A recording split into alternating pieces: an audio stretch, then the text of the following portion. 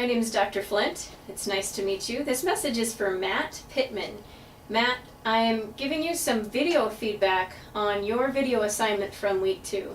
If you recall, the assignment was for you to imagine as if you had all 5 members of the interview party that you kind of gave the very first week of class about sustainability in the same room. And you were to use the launching pad of sustainability is important for every global citizen to consider because, and then use about 5 minutes of video time to explain why sustainability is important for every global citizen to consider, as though all 5 of those people were in the same room with you. So my video critique right now is going to give you some pretty good feedback on things to consider for your final assignment for this course, which includes a virtual boardroom experience where you will pitch sustainable ideas to a company that you've done a little bit of research on. You're pitching the sustainable ideas to the virtual CEO of this company and members of the board of directors. So that kind of paints the scenery for what's to come with this class. And now I'll kind of launch into some of the practical logistics behind what I saw and give you some good feedback, hopefully, for what's to come. So, first of all, I would say pause for a second and take a few deep breaths. It appeared as though you were sort of nervous the whole time and maybe even fumbled through some words on the video. I recognize that the setting and the requirements are to kind of do a video presentation, and that may be a little bit awkward for an online course, and even as you are speaking to a video camera, running the risk of somebody interrupting, or just somebody might even perceive you to be talking to yourself or something like that. There's always those little awkward things, but I would say take a deep breath and then introduce yourself. Hello, my name is MPittman. I thank you for your time today, and I want to talk to you about the reason why sustainability is important for every global citizen to consider.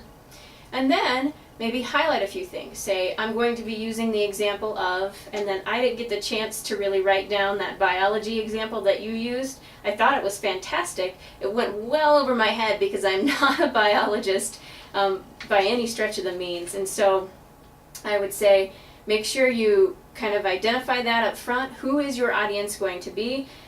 From review of your videos of the 5 people that you interviewed, it was hard for me to tell if any of them had a biological background, but if you know that about the people already, that will provide a great launching pad for the things that you will then talk about in your 5 minutes of time. So, knowing that, I would say be sure you're defining your terms and knowing your audience. Like I said, you lost me with the biological example. If I were a member of your audience, I would have toned out and thought, this is nothing I'm very interested in at all. So keep that in mind. Be sure you start with an intro and then launch into some talking points. Here's where I'm going, this is where I'm going next, and then I will leave time at the end for questions, or please feel free to ask questions throughout. Make sure that your audience knows that ahead of time, that way they're not left wondering if they come up with a question what they're supposed to do with it. So just a few practical points to consider for that, again, that final assignment. Also, I'm kind of a nerdy person myself, and I like to use big words sometimes, and they come across as making me sound really educated, and yet they go well over my audience head. So again, this point goes back to consider your audience. Right in your introductory statement, you used a word called sustenance. I know what that means, but maybe some people in your audience don't, and then you've already lost them within the first 10 seconds of speaking with them. So again, just one of those things. Consider your audience. Be sure you're defining your terms as you come up with them in your speech. By sustenance, I mean this. So you did use a good example from biology to kind of bring home your point about why sustainability is really important.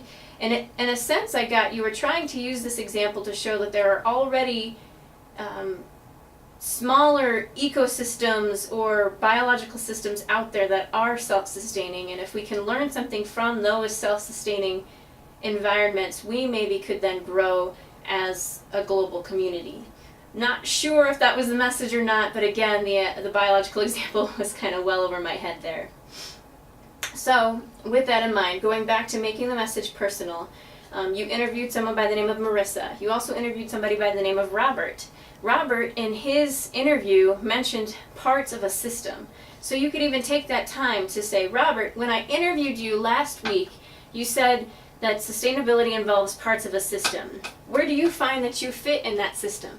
Now you've engaged him. Now he can't just sit back and twiddle his thumbs and wonder, why is this important to me? I'm so bored. I can't believe my boss made me come here on my lunch break. Whatever it might be, you've got his attention. You know his name, you've used his name, and now you're asking him to help you and engage him to better understand how sustainability might be important for him. Then bring it back to the bigger picture, because he should consider himself a global citizen. Then you can say, okay, as your part of the system is here, imagine the impact that it might have over here and over here. Again, it just kind of enhances some of your points there. So I found that reviewing your videotapes, Matt, I looked at one gentleman by the name of Robert, and he mentioned being part of a system. Where does he fit, and then how does that fit go back into the global community? So now I'm going to take some time to read through my notes here to make sure I covered everything I want to cover. Also, Matt, something that I want to know from you is, why is sustainability so important to you? If I were a member of your audience, that would be something that I would want to hear from you.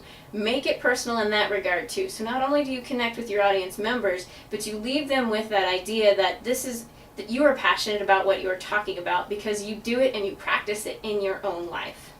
So just another consideration there. And I want to qualify all of this as saying, I know that when I say use personal example, make personal connection with each individual in the room, I'm coming from an individualistic cultural standpoint.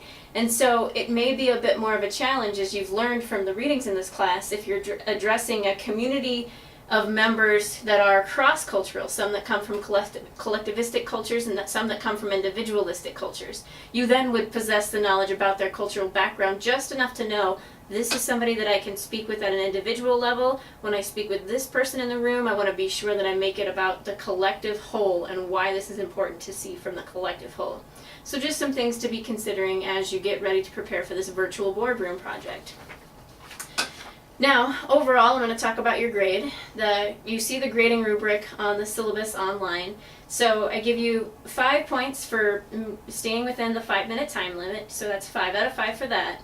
I also give you 5 out of 5 for argument development. Again, this is a task and a skill that we will learn more so in the second half of this class. And so you made a good attempt at it. I would say make sure again that you use an outline with some bullet points. Today I'm going to be talking about point A, point B, point C, questions throughout, and that would help you to develop your argument a little bit better. Thesis, beginning, middle, end, that kind of style. And then I give you a 5 out of 10 for your use of the audience. Remember, you were to pretend that every single person that you interviewed was in the room with you. And so I want to see you engage the audience more at that individual level. The final project is a virtual boardroom, and you can assume that you will be doing a lot of research on an American-based company. And so for the most part, every person in that boardroom will probably come from some sort of individualistic cultural lens. So again, be sure to make it personal.